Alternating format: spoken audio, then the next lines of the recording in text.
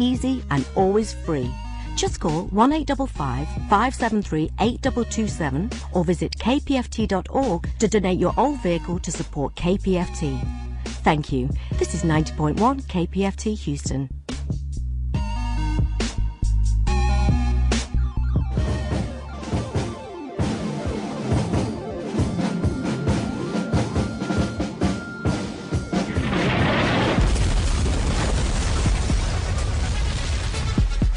Welcome to Politics Done Right on KPFT. I am your host, Egberto Williams. This is the progressive program that will take the mystery out of politics. This is the program that will encourage you to make sure government becomes we the people.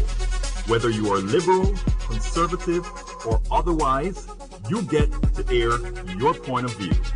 Give me a call at 713-526-5738. That is 713-526-KPFT. Remember, you can also send me a tweet to EGBERTOWILLIES. That is at Egberto Williams.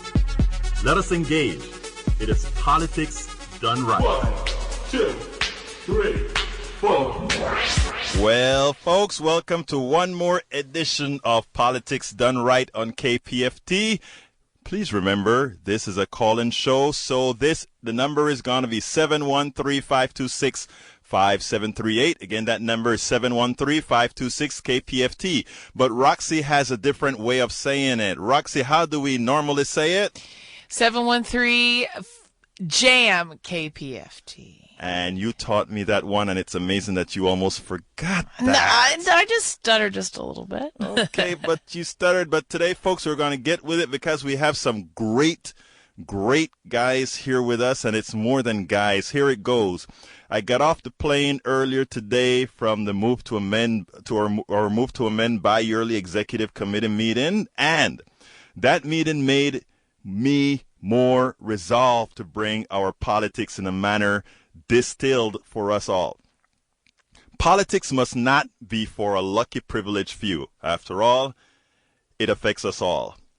It is for this reason that I promised to bring politics home. I promised to bring it in a form that means something to you. In that light today, Politics Right is honored to have Professor of History at Lone Star College-Kingwood, Dr. John McKee Barr, as our guest. Dr. Barr is the author of the award-winning new book from LSU Press titled Loathing Lincoln, an American Tradition from the Civil War to the Present, which explores critics of Abraham Lincoln from the 1850s onward. Loathing Lincoln examines major themes and personalities in American history, including federal versus state power, the meaning of freedom and equality, and American imperialism. But you know, folks, this is not just an academic exercise. That is why earlier on I told you guys to make sure and call in after we get talking on this, and that number is going to be 713-526-5738, because as Dr. Barr will tell you later on, he wrote this book, but he didn't write this book just for an academic exercise, but he wants those that read this book to engage, and if you're concerned about issues raised in the book, he wants questions asked, and you can reach him. He'll give you the websites and all that information later on. But anyhow, this is not just an academic exercise. I've asked Dr. John J. Theis to join the discussion. Dr. Theis is a political science professor at Lone Star College-Kingwood, but most importantly, he uses the LSC's, which is Lone Star College, Center for Civic Engagement, to bring political engagement to the campus. He leverages that engagement to encourage kids to enter the body politic outside of the campus. But before going into the meat of the show with our respected guests, let's review a blog post I made on February 25th earlier this year. It's about the angst shared by many conservatives with President Abraham Lincoln. It's time for the weekly blog post. It's interesting that we are actually doing this book, which, by the way, folks, we gave away 4 of these books during our fund drive, which occurred over the last 2 weeks. So for the lucky ones who got that fund drive, those books, I tell you what, you're actually meeting the author of that book that you can discuss. And by the way, anyone listening to this show, and I'm always going to do this. Remember, you can go to kpft.org and push that button, that tip jar button, because remember, folks, this is a community. This is community radio, and you're the ones who make it happen. But anyway, here's the blog. Fox News analyst Lincoln set about on the most murderous war in American history. And this is a blog I wrote. And I'm not going to read the whole thing because we have the experts here, so why listen to me? So here is how it goes. Judge Andrew Napolitano had a very Ron Paul-esque statement on Republican President Abraham Lincoln, slavery, and money. After listening to his commentary, one must ask, where lays his morality, decency, and humanity? This type of orchestrated misinformation is responsible for much of the divide in America. It is no accident that it finds a home on one of the corporatist networks. After all, if the masses remained divided, the survival of the plutocracy is guaranteed. The following is the snippet of the transcript, and I'm going to end at the snippet because I want to hear more from the ones who know. At the time, and not from Napolitano, at the time that he was the president of the United States, slavery was dying. This is what Napolitano is saying, folks. At the time that he was the president of the United States, slavery was dying a natural death all over the Western world. It had just been expired by a legislation in England. It had just died a natural death. That is, it was no longer economically feasible in Puerto Rico and Brazil, and the southern plantation owners were on the cusp of dying here. Instead of allowing it to die or helping it to die or even purchasing the slaves and then freeing them, which would have cost less money than the Civil War cost, Lincoln set about on the most murderous war in American history. Over 750,000 soldiers and civilians, all Americans, died. That's more people killed as a result of the American military action in one war than in all wars combined. That, of course, spawned Jim Crow. That, of course, spawned the Ku Klux Klan.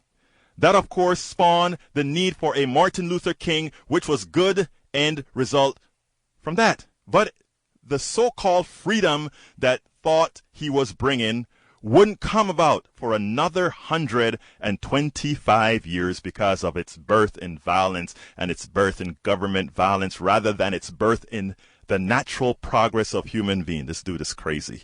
Lincoln soldiers burnt courthouses, robbed banks, raped women, destroyed crops, killed civilians, and they were lauded for it as heroic.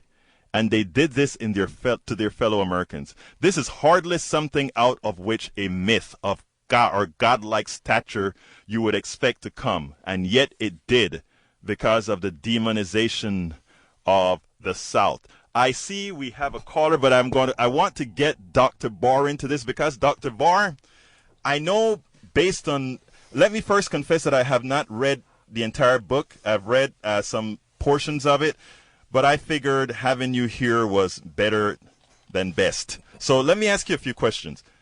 You heard what I just read. First of all, why did you write this book, or why did you think you had to write this book? Well, thanks for having me here. First of all, Egberto, I appreciate it. And originally it was a dissertation that I wrote at the University of Houston. And after I got done with the dissertation, I was fortunate enough to find a publisher and be able to turn it into a book. And I was interested in writing this a long time ago when I was getting my master's degree at the University of Houston Clear Lake. I wrote on Lincoln's assassination. And people in Texas, not everybody, but many people in Texas were quite pleased that Lincoln had been killed. They saw him as a tyrant. They saw him as a murderer, as you just heard from Judge Napolitano. And they expressed that glee quite openly in 1865. So that had always intrigued me as to why he was so unpopular. And as I got into this as a dissertation and then later turned it into a book, the subject matter just grabbed me because really the Civil War is the central event in many ways in our history as a country, and it touches on so many issues of federal versus state authority, as you said, issues of habeas corpus, presidential power, prisoners of war, and so on. So that's how I got into it. Now, if you want me to respond to everything that Judge Napolitano said, first of all, I mean, the accusation that slavery was dying in 1860 is just simply not true. The slaves were worth, in the South, they were worth billions of dollars. They were worth, if they were property, sadly, and they were worth more than almost all the banking, all the livestock, all the manufacturing wealth in the country combined. Slavery was not dying, and the people in the slaveholders in the South didn't think it was dying. Actually, they wanted to spread it further. They wanted to see it spread into Latin America if possible. Now, how did that fallacy come about? Why is it that we have this reinterpretation? And caller, I'm coming to you shortly. But why is it that that reinterpretation came about? Well, I think that Judge Napolitano is coming from a position that the war was unnecessary, that it could have, this whole war could have been solved peacefully. And that's just, you know, I think what he's doing here is he's ignoring the resistance of the slaveholders in the South to the idea of African Americans having any role in Southern society except as slaves. Sources of labor. Yeah, as sources of cheap labor. And after the war was over, I think one of the things about the Civil War, you often hear that the victors write the histories of the war, and that hasn't been entirely true in with regards to the Civil War. That after the Civil War was over, there were quite a few organizations across the former states of the Confederacy that dedicated themselves to rewriting the history of the war. Mm-hmm. Okay. I want to hold you at that, Dr. Barr, and bring Jerry into the equation here and see what Jerry wants to ask. Come on in, Jerry. Hello? Yes, Jerry, you're on. Egberto, it's Terry. Oh, Terry. How you doing, Terry? I'm great. How are you? Excellent, excellent. Do you have a question for Dr. Barr, sir? No, actually, I'm just interested in listening and learning and expanding my knowledge of the perspective of the Civil War, so I'm anxiously awaiting more information.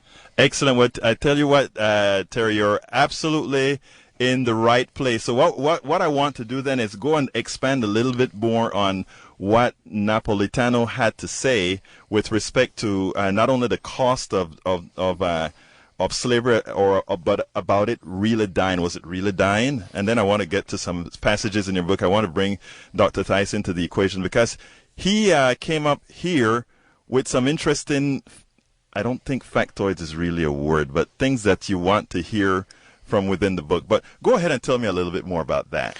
Well, you know, another thing, too, regarding slavery supposedly dying, if slavery was dying, then why do we still have slavery in the world today? Exactly. If I'm not mistaken, we have more slaves in the world today than we did in the 1860s. So I just don't think that's really feasible. And as for the idea that the slaves could have been purchased, a couple of things I would say to that is that first of all, the slaves were so valuable in terms of financial wealth that they could not. The federal budget wasn't big enough for them to be purchased. It couldn't have happened. And the slaveholders didn't want their slaves purchased. They didn't want their slaves to be freed. They thought slavery was right. They thought that slavery was good, and from their perspective, there was no reason for them to sell their slaves because what they were doing, from their perspective, was right.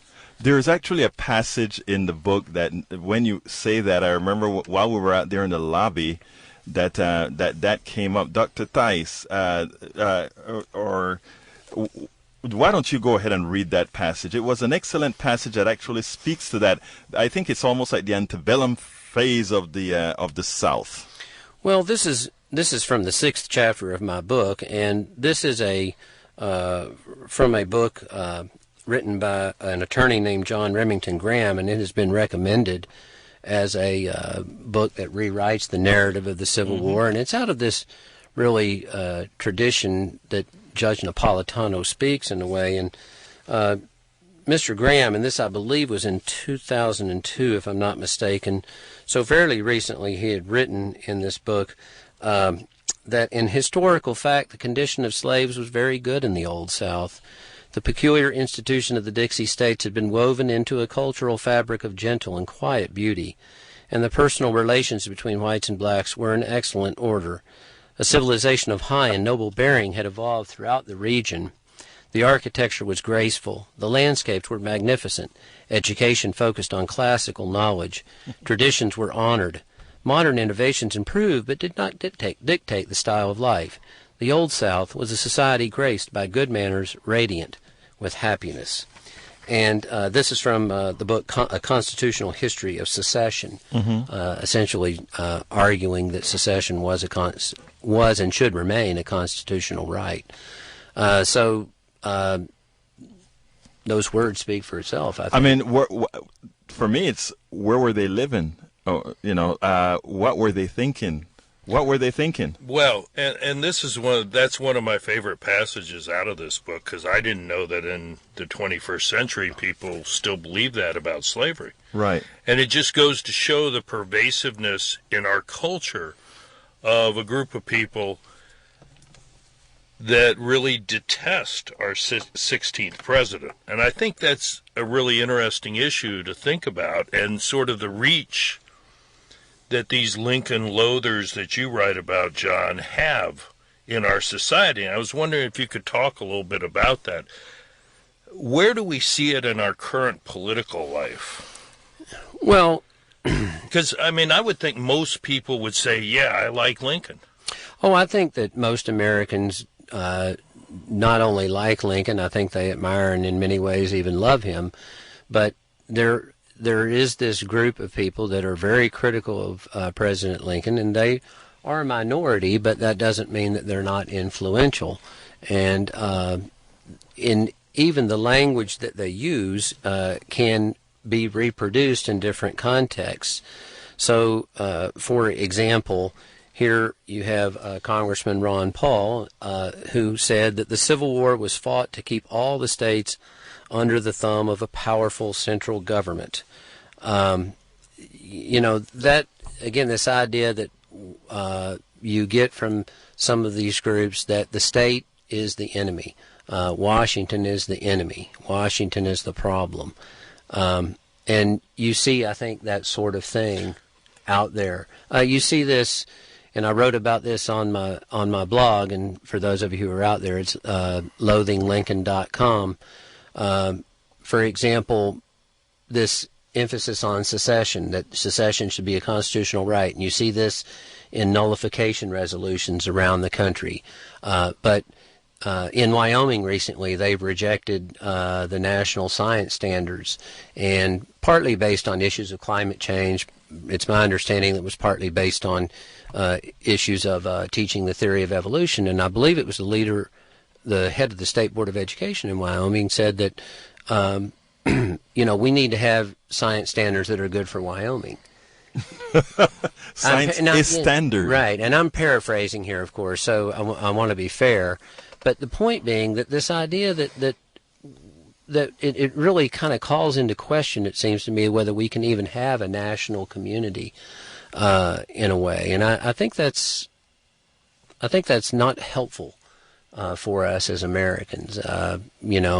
We can disagree. I don't have any problem at all with disagreeing about various issues, and obviously we're going to, and that's the healthy thing about a democracy, it seems to me. But the idea that we're going to nullify laws or we're going to talk about secession, I don't know that that's healthy. It is actually outright dangerous. I need a little station ID right here. You are listening to KPFT KPFT FM, Houston 90.1, Galveston 89.5, Huntsville 89.7, Goodrich Livingston 90.3. Folks, this is a call-in show. The number is 713-526-5738. Again, that number is 713-526-5738, 713-526-KPFT. And Roxy explains that same number as 713-JAM KPFT. So don't forget, that's the number that you call to speak to our distinguished guest on the show. And do remember, folks, that Dr. Barr has a site, loathinglincoln.com. He wants this book to be interactive. In other words, he wants you to both read this book, get much out of this book, and if there are questions about this book, ask.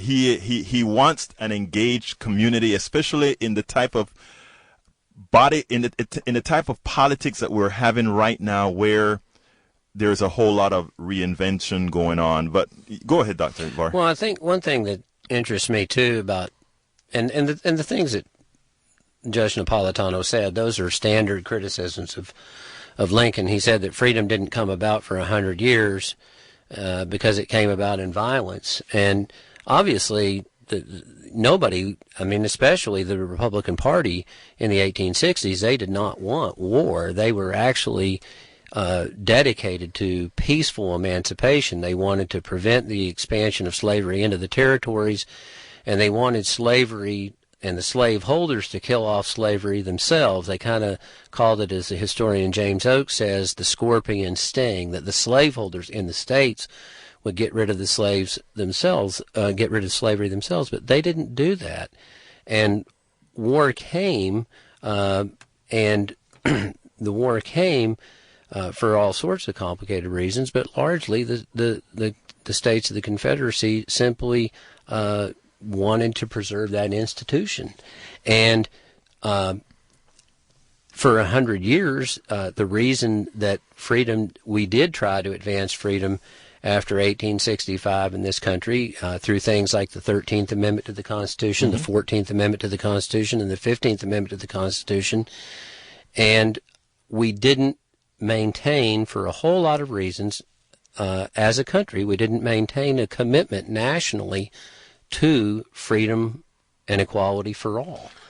And actually, greater federal involvement would have been beneficial at that time. Absolutely. And so it was, in a sense, local control right after the 1870s, 1880s, 1890s that led to, at least for African Americans, certainly a diminishment of their freedoms as Americans. Right. And weren't those same arguments of states' rights what were made before the Civil War to secure the sort of the justification for having slavery, and then after the Civil War for segregation and all the other things associated with Jim Crow? Well, the thing about states' rights, you always have to think about a state's right to do what.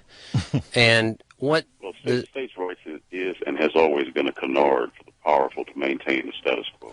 Well, I think there's an element of truth in that, maybe even a very large element of truth in that. I agree. But before the war, the state's right, the slaveholders, and you got to remember, these are enormously wealthy people, and they dominated the politics of the states of the Confederacy. They believed that property included human beings. Their opponents, the Republican Party, and I do want to emphasize that when I'm talking about Lincoln, I'm talking about really the entire anti-slavery movement. Right.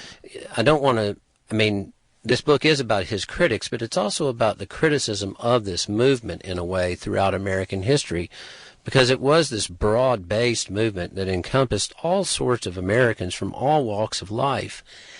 And, but at any rate, so you had this group of people that believed that property could be held in man, and that's what the states' rights, that's what was meant by states' rights. We want our property, and our property includes not just cattle, not just houses, not just, our land, but it includes these people.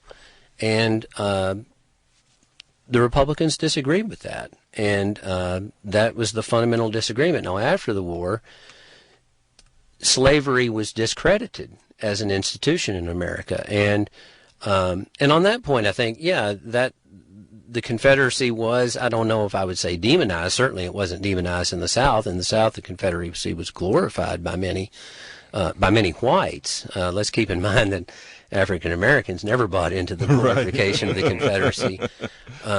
And so this issue of states' rights was brought up as it sounded a lot better that you were fighting for states' rights than you were fighting for property and man. Right. So that I think is something that many organizations in the South were quite effective at teaching in their schools and across their region. Now, on the plane I was reading the part of the book, and I want to read this little segment. It says, because I found it a bit shocking, and it made me remember that there was yet another book I hadn't read. And it goes as follows. Indictments against Lincoln, however, did not come solely from paleo-libertarians or neo-Confederates more broadly.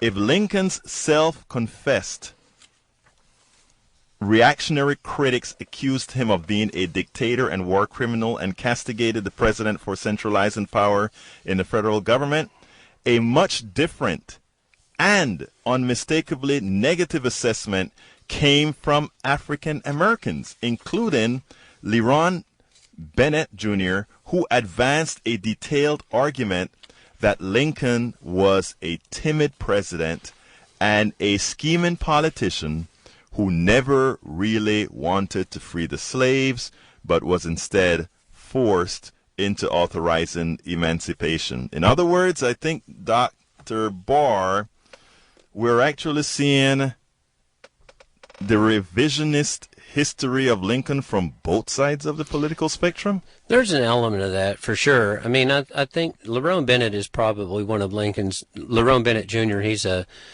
he was a classmate of Dr. Martin Luther King's at Morehouse College. He was the editor of Ebony magazine, and he wrote a very famous essay in 1968 was Abraham Lincoln a white supremacist?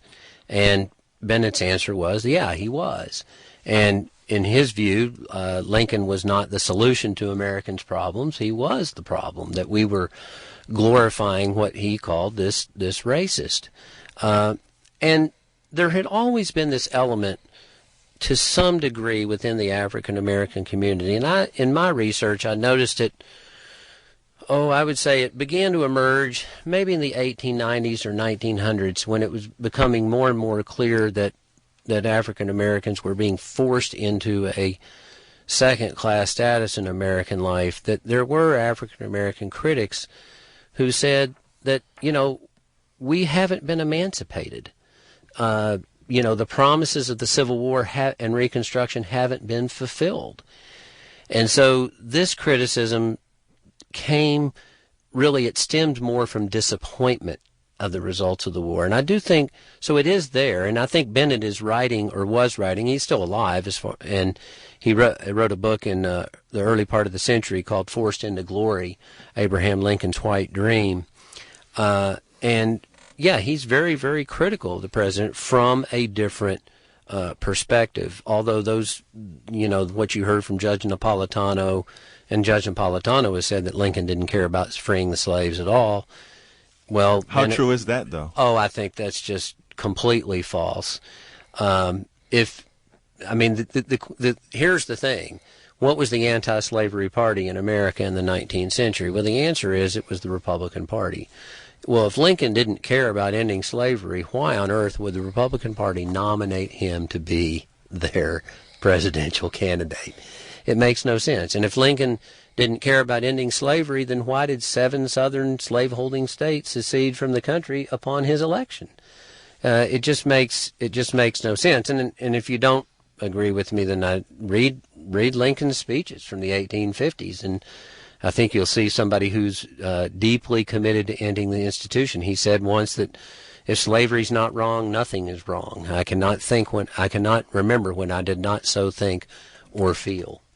Dr. Theis? But isn't it important for Lincoln loathers to discount Lincoln's commitment to the end of slavery, in part to buttress the case that the Civil War wasn't about slavery? Oh, I think that's an element of it for sure, right, because there is this sense, at least, and here we're getting back more to, we're getting away from Lerone Bennett's criticisms, and we're getting more back to the criticisms that would come from maybe the conservative end of the spectrum. Although I want to be clear, there are plenty of conservatives, in fact, I would say the majority of the conservatives, that love Lincoln and have written books defending him to counter what they see as a problem within their own movement. But at any rate, yeah, I think that there's an element of that, this denial of slavery being the cause of the war, so that you can say it was about something else. It was about big government, or it was about tariffs, or some other reason. Well, and in many ways that argument is working. Recent polls are suggesting that for Americans under the age of 30, they're much more likely to believe the Civil War was a states' rights issue rather than slavery, whereas Americans over 65 are much more likely to see the Civil War as about slavery. So, how do you explain this? And what does this augur for the future of Lincoln? Well, I think what I make of it is that people who have been arguing that the Civil War was about states' rights or about other issues have been doing their work very, very well. They're organized and they're well funded. And look, this has been going on a long, long time in our country. I mean, as early as the 1880s, Albion Tourget, who was Homer Plessy's defense attorney in the 1896 Plessy versus Ferguson case, but in the 1880s, Tourget noticed that Jefferson Davis, the president of the Confederacy, was glorified in the South, and he commented that if you glorify Davis, then by implication you're demonizing Lincoln. And he said 1/3 of the country is taught that the government is bad, is evil. It was engaged in a criminal act by trying to keep the South in the Union. So this has been going on a long, long time. I do think it's intensified since, in the last 20, 30 years or so. Yeah, I do. And they've done their work very, very well. And if I'm not mistaken, I want to be careful about this, but if I'm not mistaken, that even the Texas state teaching standards for history, that states' rights is now mentioned more frequently than it was 15 years ago as a cause of the war. More frequently, you have to note that they just changed the standards, that the next printing of the textbooks, the words Civil War will no longer be used. It will be the war. Officially, it will be designated as the War of Northern Aggression. Right. Slavery will not be used. It will be, I think it was, not indentured service, or contractors, interns. Unpaid interns was the phrase. Really? That would really surprise me. That seems, that would surprise me, that would be the case. I would not need to. Not if you lived here. Well, I do. I live just north of Houston, but that's surprising to hear that. Are you saying, Terry, that we are no longer, from your readings of the modification, the last time these teachers, not the teachers, but the board met, that they are actually not allowing the use of slaves in the textbooks? Right. Texas is the biggest purchaser of school books in the nation, and so as Texas goes, so does the rest of the country. Right. And so what they decided to do was they decided to come here and push very hard for the changes that they wanted to see, which is they have gotten by the whatever the appropriate commission is, the book commission or State Board of Education. Right. I'm sorry, say it again? It'd be the State Board of Education. Right. So they pushed to have that officially designated now as the War of Northern Aggression, and they will refer to slaves no longer as slaves, but unpaid interns. That really surprises me to hear that. Amazing. I think Dr. Tice may be checking his iPad on the education standards. In the interim, I need to do another station break. Folks, you are listening to KPFT FM, Houston 90.1, Galveston 89.5, Huntsville 89.7, Goodrich, Livingston 90.3. This is a call-in show. Please call 713-526-5738. Again, that number is 713-526-KPFT, and Roxy calls it 713 Jam KPFT. Absolutely. But Roxy, I want to, while our professors do a little bit of check-in here, I want to ask you something, because Dr. Barr said something. He said, or actually it was Dr. Thai said something, and I wanted to know what was the view of young people now, and you as our representative young person, how do you view the Civil War, or have you been following anything about the Civil War, or has anyone influenced you on what you thought about the Civil War? Well, what I find rather interesting is the Civil War, from what I was educated in school, was a very monumental war, very big part of our history. Lincoln was a very big prominent figure in that. You know, he was president at the time. But now you went to school in Georgia, right? Yes, I did. And did you feel in Georgia at the time that you went to school that there was some demonization of Lincoln at that time?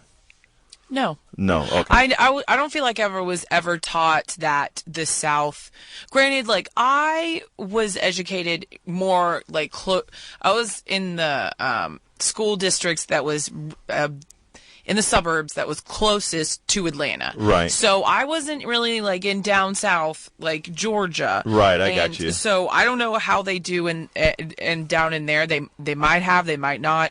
But I never felt like Lincoln was ever wrong. Like, I had to, you know, I know for a school project, I had to recite the Gettysburg Address. Okay. So, like, I was never quite taught that Lincoln was the bad guy. But granted, I never really saw the other side of it. They always, you know, they just kind of mentioned, but they taught on a very, like, unbiased scale about it. So that's why I'm kind of shocked that these changes are coming up about, you know, I feel like, how do I word this?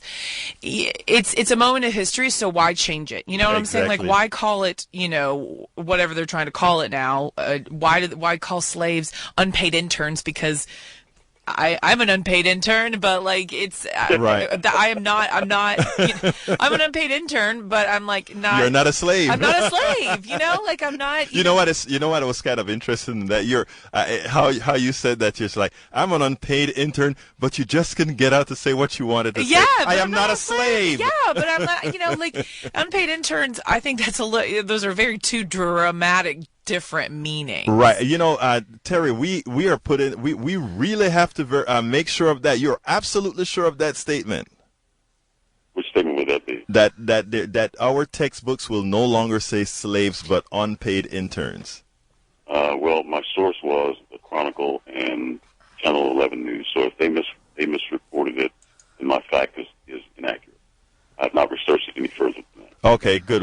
We have to do that to make sure of that particular incident. But I would be very, very surprised. I would wonder. You know, it wouldn't surprise me that we would have for some of those folks that were actually on the board for something like that to have occurred, but not necessarily approved. So that is something that we must research to make sure that we get that particular bit of information to the listener. I feel like history is not something like something like that is just such a part of U.S. history. That's not something you can change. No, because you I can't. feel like the theory of evolution, you know, that's just that's a topic that is, I don't want to say unproven, but, you know, a lot of people have their viewpoints on it. But, you know, the Civil War happened. The Civil War happened. You can't, like, change that. I feel like that would be, you would be robbing the kids of education. I am glad to hear somebody of your age express in that fashion, because I think one of the things that we're speaking about here is that, yes, these guys are trying to revise the history. And one of the places that I wanted to take the show a little bit later was exactly what this type of change what effect does this type of change have on not only our youth, but people in general. So, John, come in here. I see you wanted to, it seems like I thought you found something, or? No, I didn't find anything on the textbook standards. I haven't been able to yet. So yeah, but let's come into the situation where I left off with Roxy there. Why is this dangerous? Well, I think it's problematic because a lot of the language of the people that dislike Lincoln has seeped in to ordinary discourse. So you heard my own representative, Dan Huberty, the other day talking about the sovereign state of Texas, as if Texas is sovereign, which it is not. Wait a minute. When did you say Huberty said that? I believe so. What? Oh, really? Continue, please. Wow. And the language of the Lincoln Loathers is throughout our culture. And I'm not from Texas. I lived in Missouri and Kansas for the last 12 years before I moved to Texas. I've been in Texas 6 years now. And I really noticed the language and the way in which Texas thinks about the national government. Okay. And I think that has profound consequences on the politics of the state. Right. I do have a line in my book, and it's from the essayist Lewis Lapham, and I'd like this line where he said that in a fairly recent essay, he said that Americans would squander the truth of our inheritance if we don't know how or why it was accumulated, against what odds, with what force of the human imagination, and which powers of expression. And I think that's a good that is line. powerful. Yeah. Yeah, and I think that, and I would one thing I would add to what Dr. Tice said there is that this is not to say that the government in Washington doesn't deserve its full share of criticism. Right. I mean, I'm not arguing that at all. And, but I think that actually that when you look at the Civil War and you look at Abraham Lincoln, again, you're looking at this very broad-based movement to end this, horrific institution. And, I think that's when we criticize that, that's a problem. And, for example, here's what Frederick Douglass said in 1876. This is 11 years after Lincoln's death. He said, quote, Abraham Lincoln was at the head of a great movement and was in living and earnest sympathy with that movement, which, in the nature of things, must go on until slavery should be utterly and forever abolished in the United States, end quote. And I think, we have to have a correct understanding of our past in order to make any progress in our present, ethically, politically, socially, however you want to characterize it. There's no doubt about that. I need to go to a quick station ID again. Okay. This is KPFT FM, Houston 90.1, Galveston 89.5, Huntsville 89.7, Goodrich Livingston 90.3. The call-in number for the show is 713-526-5738. Again, that number is 713-526-KPFT. And if Roxy wasn't answering the phone right now, she would say the number is 713-JAM-KPFT. Now, Dr. Barr, there is a little part of another place that I highlighted that, it looks like we have a call. Bring John into the conversation. John, come on in. How are you doing, my friend? Good, Egberto. Good evening. Really good show. Been enjoying it. I just want to talk about my experience. I went to high school at Robert E. Lee High School in San Antonio. Robert E. Lee. Yes. And it was pretty bizarre, going to pep rallies with the Mad Rebel and everybody playing Rebel Rouser, on the speakers, and all the Confederate flags waving. And it was really strange because one time I did pretty well in a journalism competition, and I got the nerve to actually tell the vice principal, how wrong it was. I guess at the time it was 1979. To have, Robert E. Lee as a symbol, and I really, got a lot of pushback on that. You did that in '79? That was pretty bizarre. I want to talk about also the fact that what Dr. Theis was talking about earlier about how prevalent is it for the Civil War to be referred to as not being about slavery, because I know that's what I was taught in junior high, and some of my friends were even taught at the university level that wasn't really the main cause of the Civil War. And I also would like to ask Dr. Barr if you could talk a little bit about, let's say, a couple of months before the election in 1860 and going to the time when most of the states seceded. What was the temperature like then in the southern states? Okay. Well, slavery, that's interesting about Robert E. Lee High School, first of all. There's no Abraham Lincoln High Schools in Texas that I know of. But anyway, at any rate, slavery is not being the cause of the war. One way that also comes up is you'll often hear, well, the war wasn't about slavery, it was about preserving the Union. And that's true, but that's not enough, because you got to remember that you had this movement, the Republican Party, the anti-slavery movement, that wanted a different kind of union. They wanted a union without slavery. Right. Now, whether that happened in 10 years or 25 years, they wanted that ended. Lincoln called it the ultimate extinction of slavery. One of the most radical members of Congress, Owen Lovejoy, thought it might take 25 years, to end the institution, because it was so interwoven throughout American society. But at any rate, so you'll often hear that, well, the war wasn't about slavery, it was about the Union. And I think what we've always got to remember, it was about creating a different type of union, a union in which everybody was free, a union without this horrific institution. Now, in the months before 1860, after those 7 southern states had seceded, boy, that was when the president wasn't inaugurated until March. And so Lincoln was elected in November. South Carolina seceded in December of 1860, and then 6 other states, including Texas, were gone by February. So those states that were gone, they had created this Confederate States of America, and Lincoln still had a month to go before he was even going to be inaugurated. And while that's going on, Confederates are seizing federal forts in the South. There are officers that are resigning their commissions in the U.S. Army, and they're going to cast their lot with the Confederacy. And, there was just a lot of, James Buchanan said, well, secession's illegal, but I can't do anything about it. But Buchanan was a lame duck.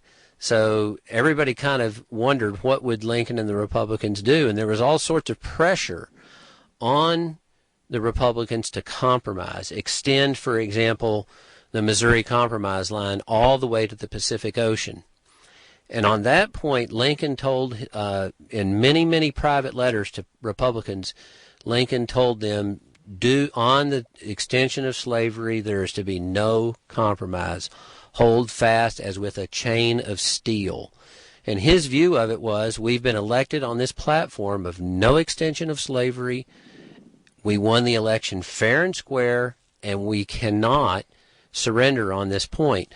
And I would also say, too, because I think this is very, very important, because one of the compromises that was offered was this Crittenden Compromise offered by Senator John Crittenden of Kentucky to extend the Missouri Compromise line all the way to California. And slavery could exist below that line or in any territory, the compromise said, hereafter acquired.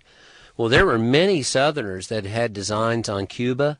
Remember that Brazil was a slave, one of the largest slaveholding countries, if not the largest slaveholding country in the world.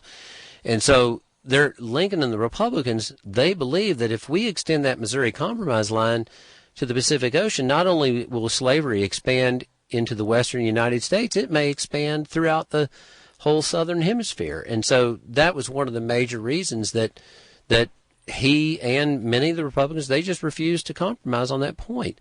And there were Republicans who were pressuring the president-elect to do so, and he refused. And even President Obama has said that he thought that, one of Lincoln's achievements, one of his greatest achievements, was simply to say we're not gonna keep kicking this can down the road. We've got to stop it now. And I think you made an interesting point, because that election of 1860 had 4 candidates running. Right. It did not. Breckinridge, Bell, Douglas, and Lincoln. Right.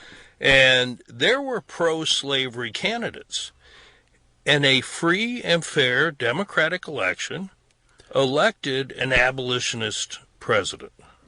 Well, I don't know that I would say Lincoln was an abolitionist. I think the Republican Party was an abolitionist. Okay, an abolitionist party, let's put it that way. Okay. And the South didn't like the result of the election and decided, well, we're packing our bags and taking off. Well, I think there's a lot of truth in that. And actually, the election wasn't entirely fair because Lincoln's name was kept off the ballot in several southern states.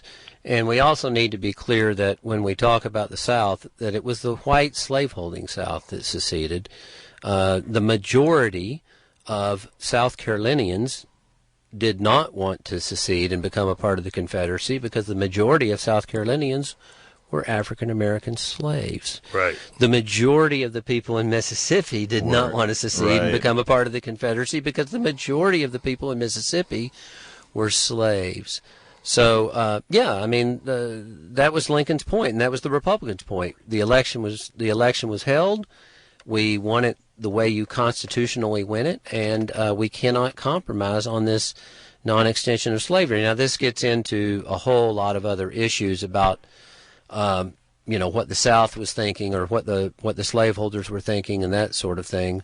But, I better stop right there. No, did I answer your question, John? Yeah, definitely. What about in the months preceding it, though? I mean, did the Southern states anticipate that a civil war was brewing? I mean, I've read, as early as the 1856 election, there was kind of all these, storm clouds saying this could happen. And so I was wondering about before the elections, like in the newspapers in the South. Well, I don't think anybody anticipated what came, on either side. Not really. They may have anticipated that there would have been some conflict, but no, I don't think that anybody quite anticipated what eventually occurred. Had they known what was going to happen, then it would have been that much tougher not to compromise, I think, in 1860. But yeah, there was talk of that sort of thing. Excellent. Now, where do we go from here? What do you expect to get, because we're coming close to our end, what do you expect to get out of this book? What do you want people to get out of this book when they're done reading this book?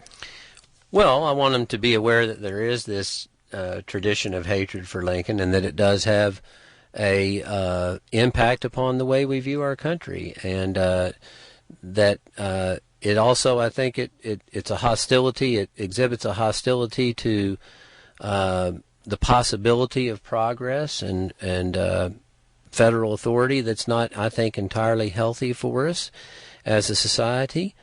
And I hope they get a really rich look at American political culture and how varied it really is. I think it's always better to know this sort of thing rather than to be ignorant of it, because you can't counter it if you're ignorant of it. And I don't know. I guess that would be my answer at this point. Now, also, I want to jump to Dr. Theis on one specific issue here. In listening to Dr. Barr on the machinations that's occurring with the history of Lincoln, on his real history, and bringing that to today's body politics and what's going on with respect to let's say the right wing takeover of parties. how can we mitigate this? Well, I think it's really important for activists, people on the left, to call out people when they use the language of the reactionary right, when they use the language of Lincoln haters, when they talk about states' rights. We need to be very clear when states' rights became a popular slogan and what it meant. When they talk about nullification, we need to be really clear and not let people get away with that type of language, because that language allows acceptance of the ideas behind it. Excellent. Now, Dr. Barr, why don't you give me some closing arguments before I say a few words?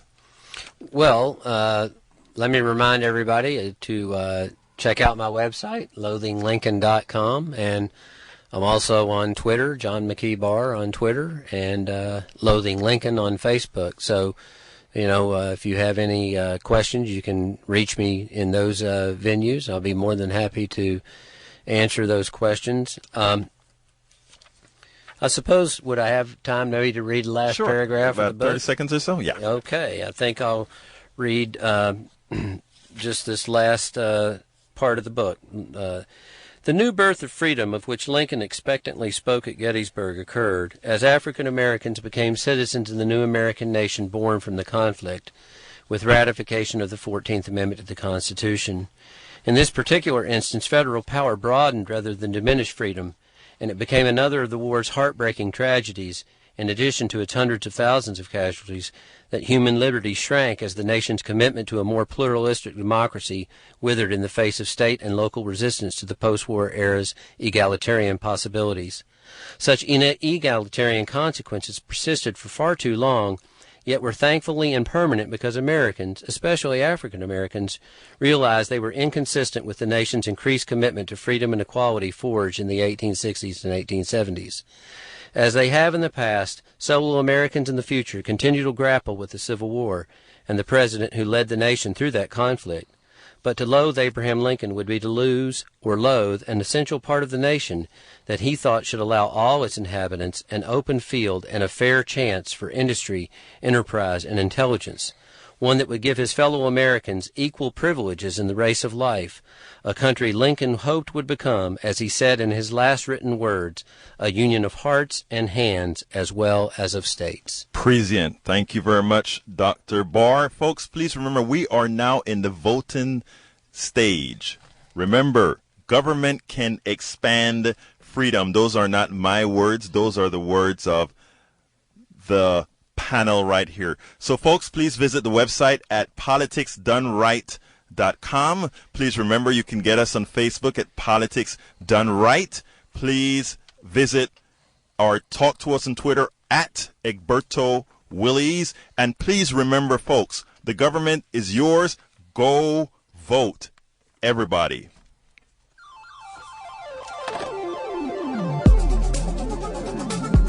Thank you very much for listening to Politics Done Right. I am your host, Egberto Willies. You can personally reach me by sending an email to egberto@politicsdoneright.com. Remember, Egberto is spelled E-G-B-E-R-T-O. Change starts with you. 90.1 KPFT gives you information not tainted by corporate interest. Please visit kpft.org and contribute. Let's ensure continued access to real information and news remain available to all. Again, thank you very much for listening to Politics Done Right.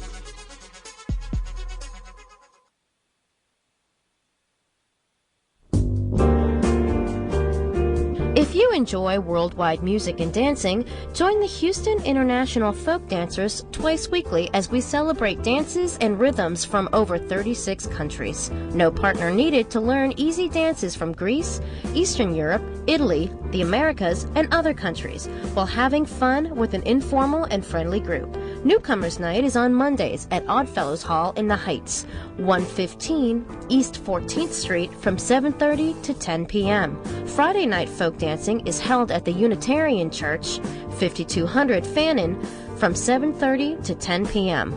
You can visit folkdancers.org to learn more about Houston International Folk Dancers.